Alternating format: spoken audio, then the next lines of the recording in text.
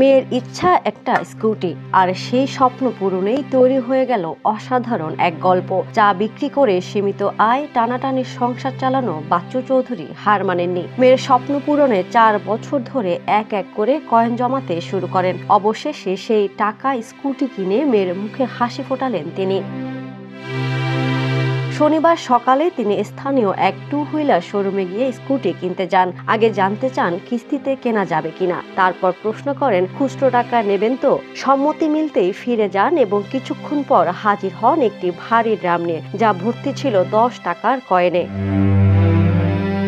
Drum তুলতে লেগেছিল 8 জন কর্মী। মেঝেতে ঢেলে প্রায় 2.5 ঘন্টা ধরে গুনে দেখা যায় কয়েন ও নোট মিলিয়ে মোট 1,10,000 টাকা।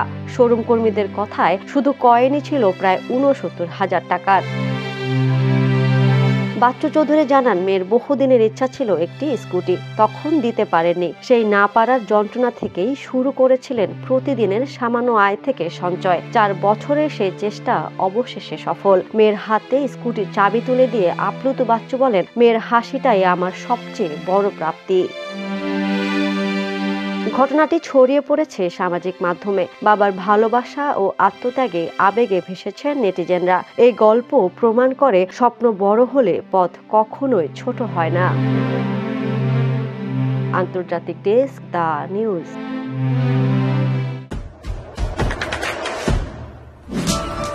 দেশে দেশে সবার সাথে দ্য নিউজ।